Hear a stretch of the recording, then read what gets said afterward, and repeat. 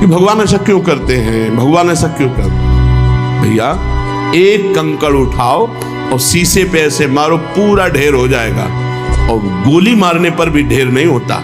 कैसे उस महाआनंद को सहोगे जब थोड़ा सा अपमान नहीं सह सकते, थोड़ी गाली नहीं सह सकते। एक बार नहा के आ रहे हो, थूक दे तो कैसा लगेगा। चलो एक बार सह लेंगे, 2 बार, 100 बार एक नाथ जी के ऊपर थूका, गोदावरी स्नान कर बार बार थूक रहे ऊपर से। ये प्रश्न साधकों के हृदय में उठता है कि भगवान ऐसा क्यों करते हैं, भगवान ऐसा क्यों करते हैं। भैया एक कंकड़ उठाओ और शीशे पे ऐसे मारो, पूरा ढेर हो जाएगा। और गोली मारने पर भी ढेर नहीं होता। वही शीशा है जिसको गरम ठंडा करते करते बुलेट प्रूफ बना दिया।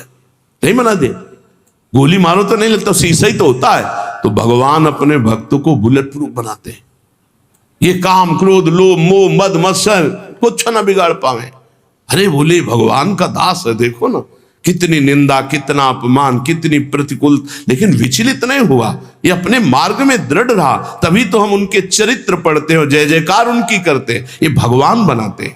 अभी हम बहुत कमजोर शीशे की तरह हमारा दिल है। चुप रहो, समर्पित हो गए हो। अब अनुकूलता प्रतिकूलता, अनुकूलता प्रतिकूलता, बेपत्ती तिरस्कार मान सम्मान सब देते रहेंगे। कभी ठंडा कभी गर्म, कभी ठंडा कभी, इतना मजबूत कर दिया कि आप द्वंद्व विमुक्ता सुख दुख संगई। न किसी भी द्वंद्व का कोई प्रभाव नहीं। द्वंद्व विमुक्ता, निर्द्वंद्व स्थिति, निर्द्वंद्व स्थिति, कोई प्रभाव नहीं दुख सुख का, मान अपमान का, लाभान। अभी देखो क्या स्थिति है। हमारे भगवान कृपा न करे तो द्वंद्व विमुक्ता कैसे बनोगे, कैसे उस महाआनंद को सहोगे जब थोड़ा सा अपमान नहीं सह सकते, थोड़ी गाली नहीं सह सकते। कौन क्रोध निर्दह्यो, कौन ऐसा है जो काम से क्रोध से जिसका हृदय जला ना हो। वही जहां नाम जब चल रहा है, जो भगवान के आश्रित है। एक बार नहा के आ रहे हो, थूक दे तो कैसा लगेगा। चलो एक बार सह लेंगे, 2 बार, 100 बार एक नाथ जी के ऊपर थूका, गोदावरी स्नान कर बार बार थूक रहे ऊपर से। एक बार देखा भी नहीं, 100 बार नहा के आए, एक बार भी क्रोध नहीं आया। वो उतर के आया, साष्टांग प्रणाम किया, क्षमा करो मुझसे गलती हुई। नहीं भैया बड़ी कृपा हुई आपसे, गलती कहां हुई। एक दिन स्नान एक बार करने आता हूं, आपने एक दिन में 100 बार स्नान करवाया, ये आपकी कृपा से हुआ। ये भक्त हृदय जो भगवान से चित्त जुड़ा है, वो वहां लाभ देख रहा है, कृपा देख रहा है। वहां दोष दर्शन नहीं करा कि मैं स्नान करके आ रहा हूं, ये ऊपर से खड़ा बालकनी से बार बार थूक रहा है हमारे ऊपर। ये विचार आ जाए कि मेरे भगवान मेरे पर कितनी कृपा कर रहे हैं कि हर बार मुझे एक रोज में 1 बार गंगा, और यहां एक रोज में 100 बार गंगा स्नान। ये विचार बहुत बड़ी सिद्धि है, विचार ही बहुत बड़ी उपलब्धि है। विचार ही हमारे जीवन को उज्जवल बनाते हैं, विचार ही नीच गिरा देते, विचार ही जीवन मृत्यु तुल्य कर देते हैं। भजन से क्या मिलता है, उत्तम विचार, उत्तम विचार। 1 सेकंड में हर विकार को मिटाकर भगवत स्वरूप में स्थित।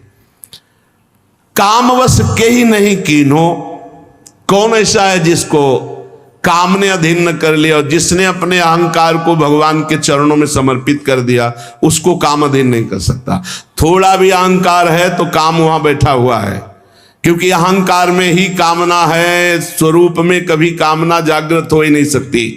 जो हमारा स्वरूप है उसमें कभी कोई अभाव नहीं, उसमें कोई कामना नहीं। शरीर में अभाव ही अभाव है।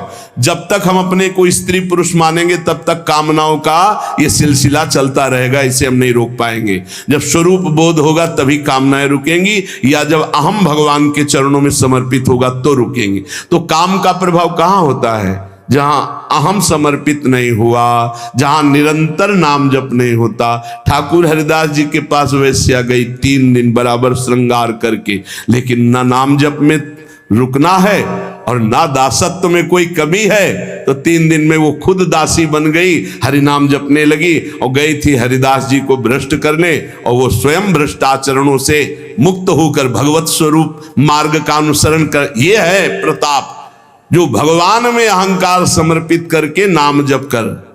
कौन लोभ दृढ़ फंद बांध त्रासन कर दीन हो, किसके इतना विवेक बल जागृत हो जाता है कि लोभ ना बांध पावे।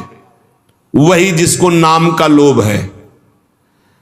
लोभ फांसी में उसी का गला नहीं बंधता जिसके गले में गोविंद का नाम चलता रहता है, पक्का समझ लो। लोभ पास जई गल न बंधाया, सोनर तुम समान रघुरा। ये लोभ उसी की फांसी की तरह गले को बांध लेते जहां नाम जप नहीं चलता। लोभ में लोग क्या क्या पापाचरण कर रहे, खुला जान रहे हैं कि ये दीन है, ये गरीब है, ये निर्दोष है। रुपया मिल रहा है, पद बढ़ रहा है, हमारा लाभ हो रहा है, उसका नाश हो रहा है। तो तुम्हारा लाभ कैसे हो जाएगा? तुम्हारा नाश तो हो ही जाएगा। अपने सुख के लिए लोभ से युक्त होकर के दूसरों को दुख देने वाला त्रिभुवन में कोई हो, कभी भी कहीं भी वो सुख का अनुभव नहीं कर सकता, पक्का समझ लो। चाहे वो शास्त्राबाहु अर्जुन जैसा महाबली क्यों ना हो, जिसे भगवान दत्तात्रेय जी का आशीर्वाद प्राप्त था, सिद्धियां चरणों में लौटती थी, काट के फेंक दिया भगवान ने ही अवतार लेकर परशुराम रूप में। जो दूसरों को दुख देता है, अपने लोभ के लिए दूसरों को कष्ट देता है, दंड देता है, वो कहीं भी बैठा हो, ऐसा बुरा नाश होगा उसका कि कहीं संभलने का कोई भी चांस नहीं मिलेगा। जिसके गले में नाम चल रहा है, गोविंद गोविंद, राधा राधा राधा, राम हरि कृष्ण, जो भी, उसको लोभ पास जय गल न बंधा। ये लोभ रूपी फांसी उसके गले में नहीं पड़ेगी। विचार बता रहे, भजन से क्या होता है? इस भजन सारथी सुजाना, बुद्धि रूपी सारथी बड़ा सुजान हो जाता है, सतमार्ग रूपी पथ पे इंद्री रूपी घोड़ों को ले जाता है, मन रूपी लगाम खींच करके। यहां बुद्धि भ्रष्ट है क्योंकि नाम जप नहीं हो रहा, भगवद आश्रय नहीं। तो कौन लोभ दृढ़ फंद बांध त्रासन कर दीनू। बड़ा दुख भोगना पड़ता है लोभी आदमी को, बड़ा दुख। वर्तमान में तो जलता ही रहता, चाहे जितना करोड़ों रुपया आ जाए, परिणाम में भविष्य उसका बड़ा मंगल होगा, क्योंकि लोभ के कारण उसने कितने बड़े बड़े पाप किए हैं। बहुत बहुत लोभ ये नष्ट कर देता, और देखा भी है, लोभ से नष्ट होते हुए भी देखा है। बहुत सूक्ष्म बुद्धि से जब विचरण करते थे, कहीं कहीं साल साल भर गंगा किनारे एकांत स्थल मिले तो रुके, तो सब लोग मिलते ही थे, सब पता चलता है। ये लोभ जो है बुद्धि को इतना अधीन कर लेता है। वैसे सिद्धांत कहता है, धन गया तो कुछ नहीं गया, स्वास्थ्य गया तो कुछ गया, और चरित्र गया तो सब कुछ गया, ऐसा कहा जाता है। सिद्धांत जो है वो ये कहा गया है। अब अंग्रेजी तो याद नहीं, इसको अंग्रेजी में कहा गया, money is loss, nothing is loss, health is loss, something is loss, और character is loss, everything is loss. सब नष्ट हो गया। अगर चरित्र चला गया तो सब चला गया। आज क्या है? कौन हृदय नहीं लाग कठिन अति नारी नयन सर। आगे कह रहे, कौन ऐसा हृदय में जिसको नारी के नेत्र रूपी बाण ने घायल न कर दिया हो। वही हृदय है जो हरि को अर्पित है।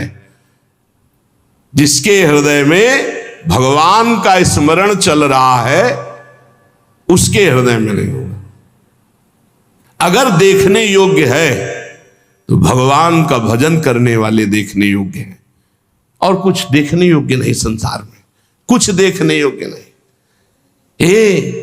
ये सब मल की सुंदरता है, मल की, ये सुंदरता नहीं है, ये मल की सुंदरता है।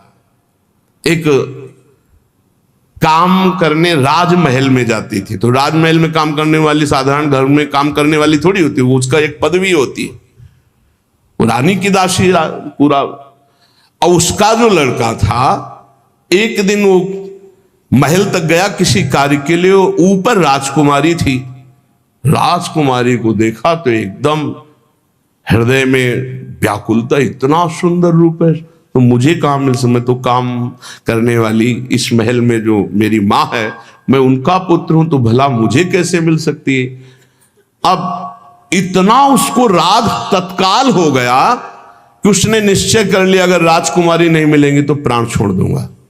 घर आया, खाना पीना छोड़ दिया।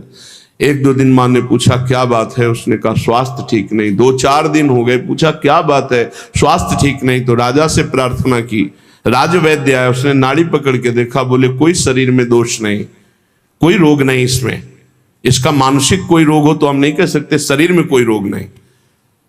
तब एक दिन कहा बेटा तू मेरा अकेला बेटा है, बता ना। बोली मां तुम्हारी सामर्थ्य के बाहर की बात है, जो मेरे मन में बात बैठ गई वो मृत्यु ही होगी और दूसरा कोई उपाय नहीं। बोले एक बार तो बता के देख, अगर कोई उपाय हो तो मैं कर सकती हूँ।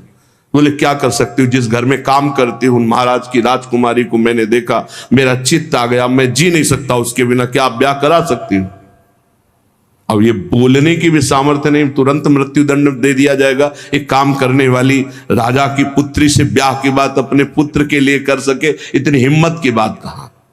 सीधे राजकुमारी के पास गए, चरण पकड़ के बैठी, बोली आप बेटी जानती हो जीवन हो गया तुम्हारे घर में पोछा लगाते, मैं कुछ मांग नहीं रही हूं, तुमसे उपाय पूछ रहे हूं। तुम्हारी सुंदरता को देखकर हमारे पुत्र के हृदय में ऐसी बात आ गई, ये मैं जानती हूं कभी संभव नहीं हो सकता, तुम्हारे योग्य भी नहीं हो, मैं चाहूंगी भी नहीं कि ऐसा तुम करो। कहां तुम राजकुमारी, कहां मैं काम करने वाली तुम्हारे घर में, कोई उपाय है? उनका बहुत पक्का उपाय है, वो सत्संगी थी। उसने कहा 4 दिन बाद लिवा लाना, हमसे बात कराना, 4 दिन का समय दो। और वैद्य से ऐसे जमाल गोटा टाइप लिए जो खूब दसियों सोच 4 दिन, और सोने के कलशों, राजकुमारी थी, भरवा दिया। अब 4 दिन सोच बराबर, तो चेहरा पीला और का कोई यहां सेवा नहीं करेगा, दुर्गंध, मक्खियां सब वैसे।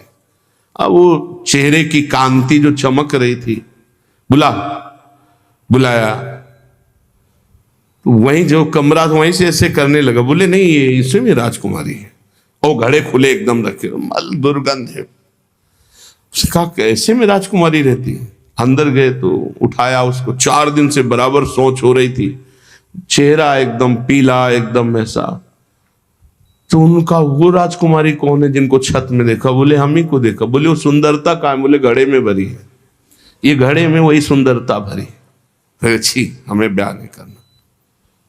कहा तुम्हारा लड़का बच गया। हृदय में ये जो सांसारिक आकर्षण है वो आप ये समझ लो मल का आकर्षण है। निर्मल आकर्षण तो भगवान के भजन का या श्री भगवान का आकर्षण होता है। निर्मलता ये मलिन है, ये मल है। अगर आपको भजन मार्ग में चलना है तो इसीलिए है कि सहसा किसी के मुख की तरफ मत देखो, नीचे देखो। भगवान की मुस्कुराहट से ही माया का प्रादुर्भाव हुआ है। इंद्रियां बहुत बलवान इंद्री गामो विद्वानम अपि कर्षति। भगवान व्यास देव जी ने इस श्लोक के ऊपर अर्धाले में लिखा कि अकेले में माता के पास, बहन के पास, बेटी के पास भी एकांत में बहुत देर नहीं रहना चाहिए। तो जैमिनी जी खड़े हो गए, उन्होंने कहा प्रभु ये बात तो समझ में नहीं आई कि विद्वान है, शास्त्र ज्ञानी है, फिर भी वो अपनी माता बहन के पास बहुत देर एकांत न रहने तो बलवान इंद्रिय ग्रमो विद्वान अपि कर्ष, विद्वान को कैसे खींच सकती? अब जैमिनी जी बहुत बड़े विद्वान हैं वेद के, और शिष्य तो शिष्य ही भगवान श्री कृष्ण द्वैपायन के। व्यास देव जी ने कहा कुछ दिन के लिए हमें बद्री नारायण जाना है, आप इस आश्रम को संभालिए, आप श्रेष्ठ हैं, और फिर आकर मैं उत्तर दूंगा। वो समझ ही नहीं पाए। शाम के गंगा स्नान करके सब संध्या वंदन करके लौट रहे थे, हल्की सी बदरिया छाई, रिमझिम पानी होने लगा, और 9 किशोर अवस्था और पैरों में नूपुर बंधे हुए छम छम करते हुए सामने आ गए। चरणों को देखा, इतने सुंदर श्याम वर्ण चरण। श्री कृष्ण द्वैपायन भगवान व्यास देव जी भी श्याम वर्ण के ही है। आवाज मेरी रक्षा करो, मैं जंगल में अकेली फंस गई हूं, अगर आज रात्रि आपके यहां रुक गई तो सुबह मैं अपने नियत स्थान को पहुंच जाऊंगी, नहीं तो आप समझते हैं स्त्री शरीर है, कोई बाधा हो सकती है। नहीं गुरु जी है नहीं, और सब ब्रह्मचारियों का आश्रम है, यहां स्त्री का प्रवेश नहीं। अरे इस समय मैं शरणागत हूं, शरणागत के लिए स्त्री पुरुष या पशु पक्षी नहीं देखा जाता, जो शरण में आ जाए उसकी रक्षा की जाती। अब भगवान व्यासदेव जी से बढ़कर ज्ञानी कौन होगा? उनका हाँ ये बात तो है, शरणागत की रक्षा तो हम एक कुटिया दे सकते हैं और रात्रि में तुम्हें कुटिया नहीं खोलनी। मेरा नाम जैमिनी है, मैं भी आदेश करूं तो भी नहीं, यहां का मैं प्रभारी हूं। यहां की मुझे पूरी सुरक्षा दी गई है कि हर ब्रह्मचारी की सुरक्षा करते हुए मेरे गुरुदेव भगवान श्री कृष्ण द्वैपायन व्यास देव जी का आदेश है, इसलिए मैं भी आकर रात्रि में कहूं तो तुम कुटिया मत खोलना। वो जैसी आज्ञा महाराज, बस हमें तो शरण मिल जाए रात्रि भर की, और छम छमा के आगे चरणों को ही देखा था। तो कौन सी कुटिया है महाराज जी? अब उस कुटिया में जब अंदर से बंद कर ली तब आप आए, और संध्या वंदन के बाद जब गुरु जी का ध्यान करके भगवत ध्यान में लगे तो वही नूपुर, वही छमछमाहट, बार बार आवाज काटना चाहे पर वो आवाज कटे ही ना। बोले बाद में ध्यान करेंगे, पहले पूछते हैं कि तुम आई कहां से हो रात्रि में, अभी तक तो पूछा ही नहीं हो, नाम क्या है तुम्हारा, और तुम यहां फंस कैसे गई जंगल में। अब जो है वो दूसरी बात हो गई। गए और उनका कि दरवाजा खोलिए, उनका नहीं दरवाजा नहीं खुलेगा, जैमिनी ऋषि का आदेश है। बोले मैं जैमिनी बोल रहा हूं। बोले नहीं नहीं, उन्होंने कहा था मैं भी कहूं तो मत खोलना। तो अब वहां कोई लिंटर तो पड़ा नहीं था, बहुत बहुत फूस की झोपड़ियां, खपरेला होते थे, मिट्टी की दीवार, बांस की फंटी, उसके ऊपर खपरेला, खपरेला हटाया, बांस की फंटी हटाई, नीचे कूद गए। अच्छे रूप देखा तो ऐसा श्यामता, कोटि कोटि कंदर्प को भी मर्दन करने वाला वो रूप, नौ किशोर अवस्था, विशाल नेत्र, कपोल चमक रहे नील कमल के समान। ऐसे लंबी सांस ली, हक से हो गया वैसा रूप। भगवान है श्री कृष्ण द्वैपायन, भगवान के अवतार है। कैसे आगमन, ढेर हो गए महाराज। कैसे आगमन हुआ? ढेर का मतलब सब इंद्रियां, मन, बुद्धि सब आसक्त हो गई उसी में। हम बहुत ज्यादा तो प्रश्न नहीं करेंगे, बस एक ही प्रश्न करेंगे, अब सब भूल गए। क्या तुम मुझे वरण कर सकती हो? आप जैसा ऋषि बोले तो प्राण अर्पित है महाराज। पर हमारे पूर्वजों में एक प्रथा चली आ रही कि आप जहां स्नान करने जाते हैं ना, वहां एक कालिका का मंदिर है। तो जो दूल्हा बनता पूरा मुंह काला करके और दुल्हन को पीठ में बैठाल के मंदिर तक ले जाता। तो यहाँ आसपास तो मंदिर है नहीं, वही कालिका जी का मंदिर है। आप अगर रात्रि में मुझे अपना मुंह काला करके और वहां तक बैठाल के पीठ में ले जाएं, पक्का ब्याह। तो सोचा रात्रि का समय, सब ब्रह्मचारी, कोई ध्यानस्थ है, कोई भजन परायण, कोई शयन में है, मुंह काला करने में क्या लगता है। कोयला लिया, अपना मुंह काला किया, बोलो बैठो जल्दी पीठे में। रफ्तार से घुटनों के बल, काफी समय तो लगा है, बीच बीच में दो चार चपत जम, तो उन्होंने सोचा चपत जमा ले, कोई बात नहीं। मंदिर के पास गए, खींच के 2-3 थप्पड़ मारे। उनका ये कौन सी परीक्षा है? और जब देखा तो दाढ़ी और, अरे गुरुदेव, बोले बलवान इंद्री ग्रामो विद्वान व पिकर सकती। बोले हाँ गुरुदेव, विद्वान व पिकर सकती, विद्वान को भी खींच सकती है। नारी नयन सर जाहि न लागा। कौन ऐसा है? कौन ऐसा है? जो भगवान मानता है वो ऐसा है। ये भगवान है, बस इतना। जैसे भगवान ने मोहिनी रूप धारण किया, देवता और असुर जब समुद्र मंथन किए, तो जब समुद्र मंथन से अमृत आखिरी में निकला तो असुर लेके भाग गए। तो देवताओं के ओठ सूख गए कि प्रभु इनके हाथ से अब हमें मिलने वाला। बोले नहीं, बिना झगड़े के, बिना परिश्रम के अपने आप अमृत दे देंगे। बोले प्रभु ऐसे कैसे दे सकते हैं? आप सारंग धनुष धारण करें तो भी भय से नहीं देंगे, ऐसे ऐसे हिम्मती देते हैं, सारंग से नहीं देंगे। नहीं, ये हमारे नेत्र बाण से बिंध कर अपने आप अमृत कलश देंगे।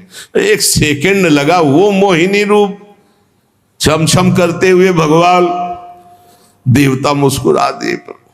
किसी को भी देवता को मोहित नहीं किए मोहिनी भगवान। क्यों?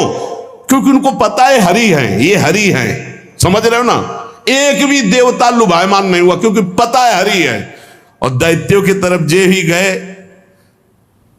इतनी सुंदर तो आज तक देखा ही नहीं था किसी को, कोई है ही नहीं सुंदर। ब्रह्मा ऐसे बना ही नहीं सकते, ब्रह्मा नहीं बना, एक से एक सुंदर है ब्रह्मा की बनाई हुई। ब्रह्मलोक में ऐसी अप्सरा कि तिल भर देख ले तो मुनिजन मूर्छित हो जाती, तिलोत्तमा आदि। और स्वर्ग में तो भीड़ लगी हुई अप्सराओं की। भगवान को देख करके अमृत कलश हाथ में भूल गए। तब कहा देखो भाइयों, आपस में लड़ने की जरूरत नहीं, अमृत कलश सुंदरी को दे देते हैं और ये जिनको जिनको पिलाएंगे हम राजी। भगवान ने कहा तो हमको क्या समझते हो, अरे हम छलिया हैं, हम किसी की नहीं होती।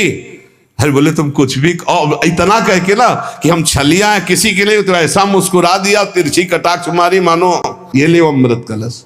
बूंद नहीं पिलाया दैत्य को, सब देवताओं को पिला। लेकिन एक भी देवता मोहिनी भगवान से मोहित हुआ हो तो हमें बताना क्यों? क्योंकि मेरे भगवान है जो हर स्त्री में भगवत भाव करता है, पवित्र भाव मेरे गोविंद इन रूपों में है, उसके हृदय को कभी भी कोई भी सुंदरता नहीं वेध सकती, क्योंकि सुंदरता के समुद्र भगवान, सुंदरता की सीमा हमारी प्यारी जी।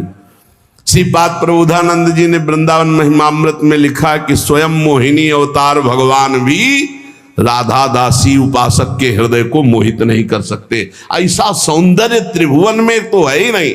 जिनकी दासियों की सुंदरता को देखकर सुंदरता की समुद्र लक्ष्मी जी आश्चर्यचकित हो जाए, वो श्री किशोरी जो है, लक्ष्मी कोटि विलक्ष लक्षण लसल लीला किशोरी सतई राधाध्यम ब्रज मंडलेति मधुरम राधाभिधानम परम। हरि बहुत करुणामय है। जब कोई साधक परमार्थ में चलता है तो हरि की कृपा से ही चलता है। उसकी यात्रा जो पूरी होती है वो हरि की कृपा से होती है। फिर उसको विघ्न क्यों मिलते हैं? क्योंकि वो अहंकारी ये समझ नहीं पा रहा कि हरि की कृपा से चल रहा हूं, हरि की कृपा से चला हूं, हरि की कृपा से चल रहा हूं, वो समझ नहीं पाता। उसके अंदर एक अहम रहता है, मैं साधना कर रहा हूं, मैं बहुत साधु। फिर उसका प्रश्न हो जाता है और उस प्रश्न में वो हार जाता है। जब तक सिद्धावस्था ना आ जाए, विषयों पर विजय प्राप्त ना हो जाए, तब तक साधक को व्यवहार स्वीकार नहीं करना चाहिए। अभी 2-3 दिन के ही सत्संग में पीछे देखिए चर्चा हुई थी कि ये 4 बातें हों तो दूसरों का कल्याण कर सकता है, उपदेश देने का अधिकार है। पहले शास्त्रीय सिद्धांतों का पूर्ण ज्ञान, दूसरा शास्त्रीय सिद्धांतों का पूर्ण चल करके अनुभव, जो तुम बोल रहे हो उस पर तुम, तीसरा सिद्धावस्था, काम क्रोध लोभ मोह मद मत्सर इनका किसी भी तरह तुम्हारे ऊपर अधिकार ना हो चुका हो, और चौथा सम्मे भगवान का भाव। अब निकलो जगत मंगल के लिए, कहीं कुछ बाधा ही नहीं। जब बहुत प्रियता जन समुदाय से स्वीकार कर ली जाती तो उनमें कुछ खास जन हो जाते हैं, और विवेकी वही है कि पूरा जीवन निकल जाए ना कोई खास ना खवास, सब खास कोई खास नहीं। हमारी केवल एक वृत्ति भगवदाकार, हमारे प्रभु, दूसरा कोई ये पर्सनल है, वहीं से पतन शुरू हो जाता है। श्री ठाकुर जी के सिवा, लाडली जी के सिवा हमारा कोई नहीं, मेरे तो गिरधर गोपाल दूसरो न कोई, और पूरे संसार से व्यवहार करे कहीं नहीं फंसेगा। और जहां दूसरों कोई मेरा खास वही मार देगा, वही गिरा देगा। पूरे जीवन का संतों का अनुभव होता है।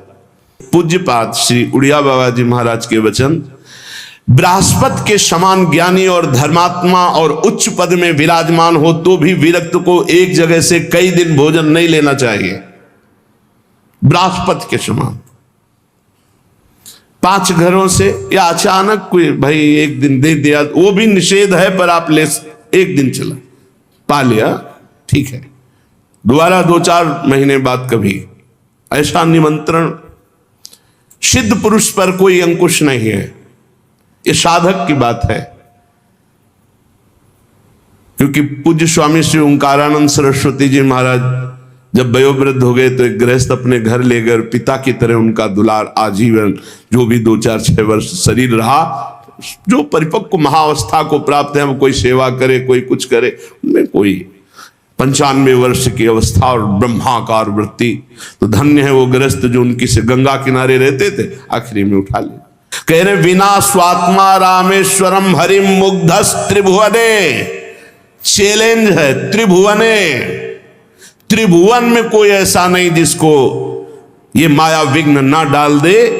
एकमात्र भगवान श्री हरि की शरण में, भगवान के चरणारविंद का आश्रय लेकर नाम जप कर, विना स्वात्मा रामेश्वर हरि मुग्धस त्रिभुवने, युवत्या भावई को वत्सुरवरो वा मुनिवर, चाहे देव श्रेष्ठ हो या मुनि श्रेष्ठ हो, मुनिवरा युवत्या भावई, भगवान की मोहिनी माया जब मोहित करने के ठान ले तो चाहे सुरवरो देवताओं में श्रेष्ठ हो या मुनिवरो मुनियों में श्रेष्ठ हो, वो मोहित कर लेगी ही। बचाना है तो हरि ही बचा पाएंगे, दूसरा कोई नहीं बचा सकता। स्थितस् तस्मात् तस्यास् चकित चकितो दूरत रता।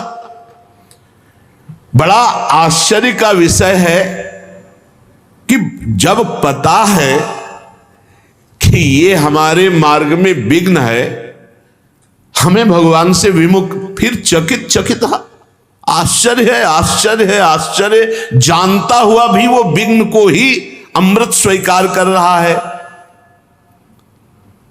जाए सो सुभट समर्थ पाइरन रारिना मंडई, जाए सो जति कहाय विषय वासना न छंडई। जाए धनिक बिनु दान, जाए निर्धन बिनु धर्म ही। जाए सो पंडित पढ़ि पुराण, जो रत न सके सुकर्म ही। श्रुत जाए मातु पितु भक्ति बिनु, तिय सो जाए जे पति नहित। सब जाए दास तुलसी कहें, जो न राम पद नेहु नित। सब जाए दास तुलसी कहे, जो न राम पद नेहु नित। समर्थ वीर कौन है? जब वीर से, योद्धा से अवसर पड़े और फिर वहां बात नहीं, अपनी वीरता दिखावे, उसे वीर कहते हैं। वही बात करे कि जाए सो जति कहाय विषय वासना न छंडे। प्रवचन बहुत बढ़िया दे लेते हूं, बहुत बढ़िया ज्ञान है, लेकिन जब काम क्रोध लोभ मोह मद सूरवीर ने ताल ठोकी तो मुंह भरा गिर गए। तो काहे के तुम योद्धा, काहे के जति, काहे के बैरागी, काहे के तुम साधक हो, काहे के साधु। सन्यासी विरक्त वैष्णव भगवत मार्ग का पथिक कहला करके वासना पर विजय नहीं प्राप्त की, काम क्रोध पर विजय नहीं प्राप्त की, तो तुम्हारा व्यर्थ है वैराग्य धारण करना। जैसे सूरवीर बड़ी बड़ी डींगे हाँकता नहीं है, वो वीरता करके दिखाता है। और कायर घर में बैठ के डींग हाँकता है, और जब वीरता की बात आती है तो भाग पड़ता है। तो वैराग्य की केवल बात कर लेना, प्रवचन कर लेना या प्रवचन सुन लेना, ये कोई विरक्तता नहीं है। विरक्तता है जब काम क्रोध का आक्रमण हो, उस समय शांत भाव से। इसी दिन के लिए तो ये पढ़ा था, इसी दिन के लिए तो सुना था, इसी दिन के लिए तो हम सत्संग एकत्रित किए हैं कि हमको कौन सा बाण क्या मार करके कौन से विषय विकार को नष्ट करना है। क्रोध आया, शांत। मेरे भजन को छीन करने के लिए सामने माया रचना रच रही है। नहीं, ऐसा नहीं। तो फिर मेरे भगवान मेरे सामने हैं, दूसरा कोई नहीं। मुझे सहन ही करना। कितने बाण सामने हैं, बार बार वो विचार के द्वारा उसको शांत कर देता है। एक सूत्र नहीं, दूसरा सूत्र, दूसरा सूत्र नहीं, तीसरा सूत्र। मेरा प्रारब्ध क्षय हो रहा है। कई बातें एक साथ विचार में लाकर क्रोध को शांत कर लिया, काम को शांत कर। इसीलिए तो ज्ञान है। ज्ञान दूसरों को सुनाने के लिए नहीं। गोस्वामी जी कह रहे, वो विरक्त, वो भगवत मार्ग का पथिक, वो वैष्णव, वो भगत, भगत नहीं। जो ज्ञान दूसरों को बघारता है, जब अवसर आया अपने पर विजय प्राप्त करने के लिए तो फैल गिरा। किस बात का सूरवीर, किस बात का वो योद्धा? जिसके पास खूब धन है और वो दान नहीं करता, दूसरों को सुख नहीं पहुंचाता, वो धर्माचरण शून्य, वो व्यर्थ हो जाता, नष्ट हो जाता है। जो बहुत शास्त्रों का ज्ञान प्राप्त किए, बहुत पंडित है, पुराण पढ़े हुए हैं, लेकिन वो धर्म के विरुद्ध आचरण करता, वो नष्ट हो जाता है। जो माता पिता वयोवृद्ध हो गए, अब कुछ करने लायक नहीं रह गए, उनकी समर्थ पुत्र सेवा नहीं करता, वो नष्ट हो जाता है। जो अपने पति को भगवान का साक्षात स्वरूप मान करके आराधना नहीं करती, वो पत्नी नष्ट हो जाती है। जो अपनी पत्नी पर अर्धांग की भावना न करके इधर उधर वृत्ति ले जाता, वो पति नष्ट हो जाता है। गोस्वामी जी कहते हैं जिसने भगवान का भजन नहीं किया वो कोई भी, वो सब प्रकार से नष्ट हो जाएगा, सब प्रकार से अंततो गत्वा वो नष्ट ही हो जाएगा। को न क्रोध निर्दह्यो काम बस के ही नहीं कीन्हो, को न लोभ दृढ़ फंद बांध त्रासन करि दीन्हो, कौन हृदय नहीं लाग कठिन अति नारी नयन सर, लोचन जुत नहीं अंध भयो श्री पाई कौन नर, सुरनाग लोक महिमंडल हूं को जो मोह कीन हो जय न, कह तुलसीदास सो उबरे जहि राख राम राजीव नयन। कमल नेत्र भगवान श्री कृष्ण श्री हरि श्री राम जिसको रख लिए वही बच पाया। कौन क्रोध निर्दह्य हो, किसको क्रोध नहीं जला देगा, एक छोड़कर जिसको भगवान का दृढ़ भरोसा और भजन में दृढ़ स्थिति है, क्रोध खाली कर देता है। बहुत भजन का आनंद उमग रहा हो, किसी पे क्रोध कर लो, फिर देखो आप कितने घंटे खाली रहते हो। भजन करने पर भी शुष्कता, कोई आनंद नहीं, कोई सुख नहीं मिलेगा। क्रोध तत्काल तप भजन के जो फल है उनको छीण कर देता है। क्रोध बहुत हानिकारक है, क्रोध नहीं करना चाहिए। क्रोध आता क्यों है? द्वेष पर। द्वेष होता क्यों है? राग से। किसी वस्तु व्यक्ति स्थान में जब राग होता है और वो हमें प्रतिकूलता देता है तो हम अंदर हमारे द्वेषात्मक क्रोध आ जाता है। क्रोध की उत्पत्ति राग से होती है। राग रजोगुण से होता है, रजोगुण में ही काम वास करता है। कामा संजायते क्रोधा, कामना की आपूर्ति में क्रोध का, तो कामना रजोगुण से राग, और राग से ही द्वेष का प्रादुर्भाव होता है। जब हम जिस पर राग करते हैं उससे प्रतिकूल व्यवहार हुआ, कामना हमारी पूर्ति नहीं होती तो हमें क्रोध आ जाता है। इसमें हमारी त्रुटि है कई तरह से। जैसे हम चाहते हैं कि हमें गाली न दे, पर वो गाली दे, हम क्यों चाहें कि हमें गाली न दे? नहीं, हमारे प्रभु की इच्छा है कि ये गाली दे तो अब मौज से गाली दे। तुम दो, हम सुनेंगे, क्योंकि मेरा कोई प्रारब्ध है या मेरे प्रभु ही मेरे हृदय को मजबूत कर रहे हैं।